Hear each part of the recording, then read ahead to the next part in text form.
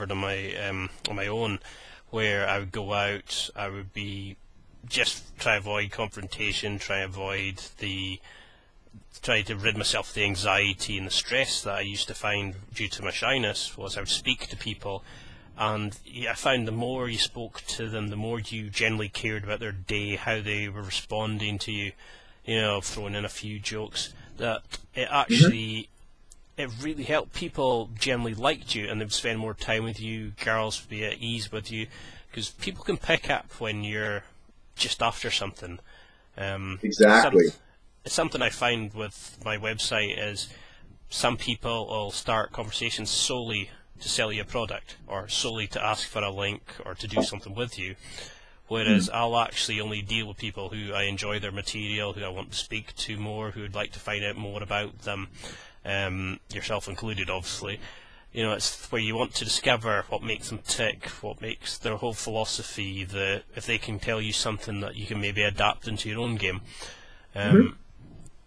Talking of how you approach things, let's just test some of your skills. Sure. Now, one of the big things I get is a lot of guys email me where they say, this happens to me when I go out, I don't see what's the point. This happens when I go to this girl. Can you tell me, is there a particular kind of mindset you tell guys when you first meet them? Do you teach them to go out with a certain kind of mindset of how they view the night, how they view rejection, how they view getting a phone number, for instance? Is there something that you try to instill from them from the very start that maybe our readers or listeners can go off and do straight away?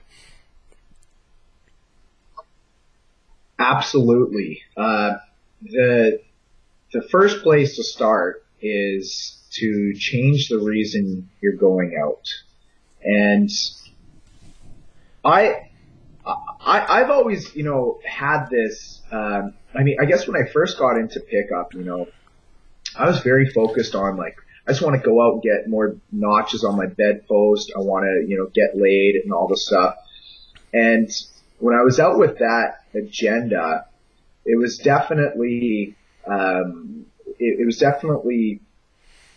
was definitely getting feedback from people that they could read that off me, that they knew I just wanted something from them.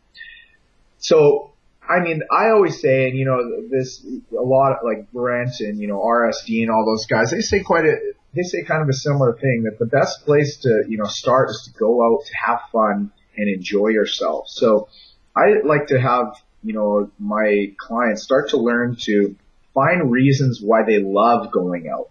I'm sure that there's all these reasons why you hate going out, every time I go out, it's like I hate getting into an awkward conversation, or, I'm always afraid to talk to people, or whatever it is. But if you focus on going out and think, how can I take this party to the next level? How can I have fun? What do I love about going out? And you focus on those things, then, you're going to have a different vibe. Plus, just what we do is we make up these ridiculous scenarios about all the stuff that happens when we go out. It's not even real at all. It ends up becoming real, which is the scary part. But we'll just psych ourselves up by, I love it how every time I come into this club, it's like there's a hot bartender and she just gives me free drinks, and then she gives me her number, and then, I'm just there having fun and enjoying myself, but all these girls are coming up to me and grabbing my ass and feeling my biceps, and, we'll make these ridiculous scenarios where we're the biggest pimps in the world. And that, not only does that, help, change your beliefs about it, but even just doing that exercise itself is really fun. If you're with a friend and, I was like, Ian, what's your night going to be like? And you're like, oh, typical. It's probably going to be as soon as I walk in, I'll have two girls on my arm, and, they're going to, go find other girls for me to meet, and then we're all going to be hooking up, and it's just great. And there's free drinks all around. And we just kind of joke around with that. Yeah. So we just kind of joke around with each other about these crazy things that happen. And even when we're out and, even if something that could be perceived as, a failure or something like a girl, snubs us or says something like that, we have a way of just only interpreting it the way that we want to. So, if a girl, say a girl says to us like, you just wish you could, get with me or something like that. I'm like, are you trying to make me wish I could get with you? Because that would be pretty hot, right? We just reframe everything to work in our favor. And even if, like a girl snubs us, we'd say to each other, man, that girl is just so overwhelmed with how sexy I was that she had to snub me to get away from me before, she lost her inhibitions and just started pouncing me. Right? So we make up really, really ridiculous scenarios, and that's just one way we entertain ourselves when we're out. And what happens is, people always are kind of gravitating towards us because they see that we're having fun, we're laughing, that we're having a good time regardless of, whatever's going on there. And that's attractive because we're not having a good time based on if we get a girl or not, or based on, if people like us or not. We're kind of living in our own world and just making fun of it. Yeah, I mean, that is something, the first time I'd ever been told about a congruency test, I think the pickup community probably know best as a shit test, was the fact that a girl who's testing you, telling you to bugger off, or maybe saying about your genes being gay or something like that, yeah, is actually into you, but she wants to see that you're actually the type of guy that you're portraying, or the fact that if you go out and have a great time with your mates, it attracts girls because they see you're having fun, or as Brent says, you're the party. And that kind of mindset blew my mind at the time, because I thought that can't possibly work, but when you actually do it, you get amazing results from it. Right.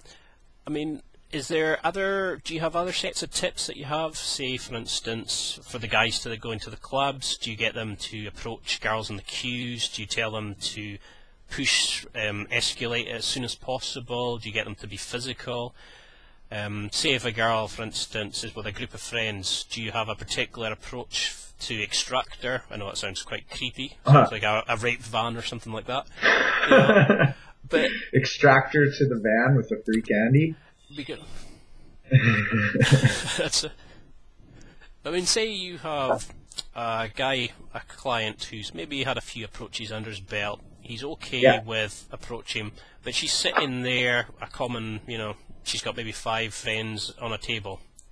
How would you get him to get not under the radar, but, to pick off the girl that he wants?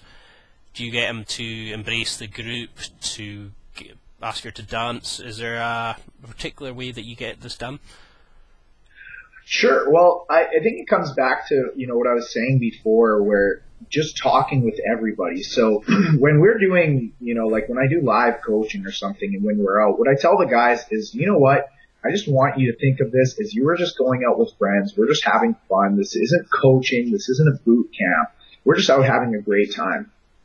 And I'm kind of like, I always say I have like social ADD. Like if I'm out at a club, I'm just kind of like, oh, I see somebody, I'm like, oh, hey, how are you? How are you? How are you? And like talking with everybody. Cheers, cheers, cheers. What's going on? So there's never really any particular like one person who, like I'm plotting to go and talk to or anything like that. The moments I want to talk to somebody, I really just go over and talk to them. So I think that, what I would be telling guys is if they want to, approach people, just kind of make it something that they're doing all around. So they're talking with the bartender. They're talking with the people at the bar. When they go and sit down, they say, what's up to the table next to them. They walk around. Like you can do more, direct things. Like you can go up to a table of people, and there's been every situation. Like, there'll be a group of people in a booth, and I'll just go up and be like, cheers, how's your guys' night going? What's going on here? Or, comment on something that's happening in the environment. Usually, at my level, I kind of live in the moment and just comment on something observational. I don't have a lot of pickup lines or anything like that. But generally